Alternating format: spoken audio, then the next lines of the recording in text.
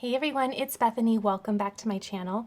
In this video, we are going to be creating a really cute little thank you card for teachers. So at least at my house, we are gearing towards the end of the year, and I wanted to inspire you with how to make some fun cards for those very deserving teachers. I have this cute stamp set. I'll link everything that I'm using down below, and I also have the coordinating dies. Okay, I'm going to start out with my mini Misty here. I have a piece of 80-pound cardstock, and I'm just going to arrange 3 of the stamps that I want to use right on this piece of paper so that I can get them all stamped out. This is such a sweet little stamp set. I love that you can tailor it towards a graduation, but you could also make it more for a teacher. I love that about a stamp set. So now I'm just clinging those stamps to my Misty, and because I will be using alcohol markers to color in my little stamped images, I'm going to opt for using the Memento ink because it is alcohol marker friendly and it plays well with alcohol markers. All right, I'm gonna just go ahead and get that all stamped out. Now, when I opened the door, I realized that it's a really good stamped impression, but I actually wanted it to be a little darker. But I'm gonna wait and just leave my stamps in my Misty, and I'll come back and show you how I fix that a little bit later. So I will list all of the Copic colors that I decided to use for this beautiful little image. I love this little cap. It's so sweet, and I decided to make it pink. You just have to love a pink graduation cap. But then you could also just change up your colors and make this card look completely different based on the color choices that you choose.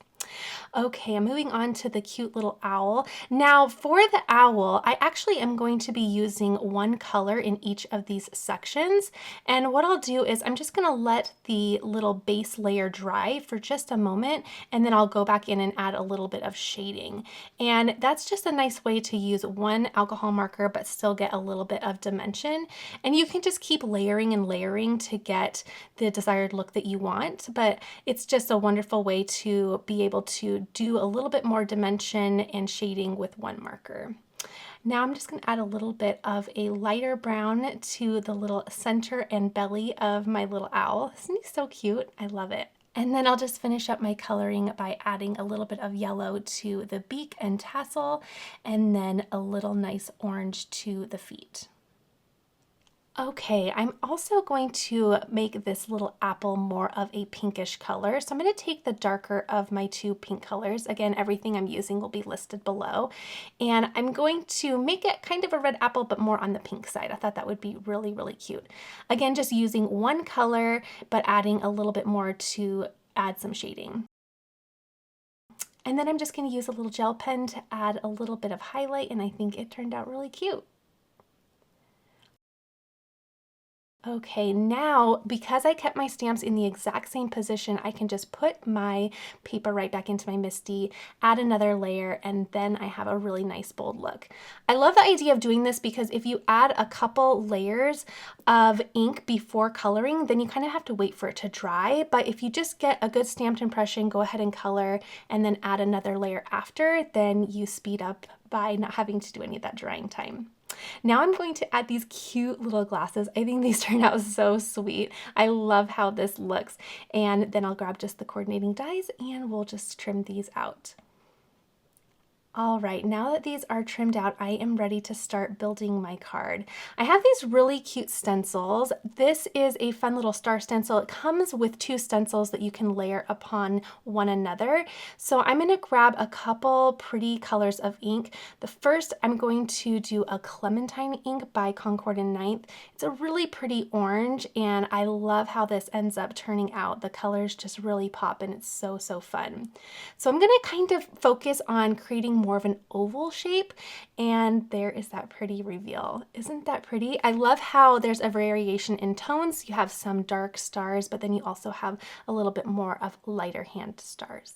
For my second color, I'm going to go with Pink Lemonade. I really love this color, and I love it with that Clementine. It's so pretty. And again, just focusing more on that oval shape to get the look that I want.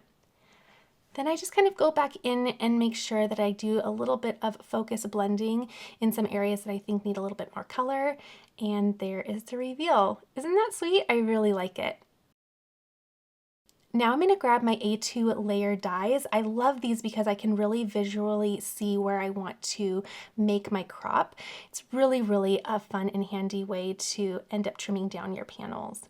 So once I decide on that, I'm just going to tape it down. I'll run it through my Gemini Junior, and then I have my final trim down panel. I love how that looks. It's so fresh and pretty.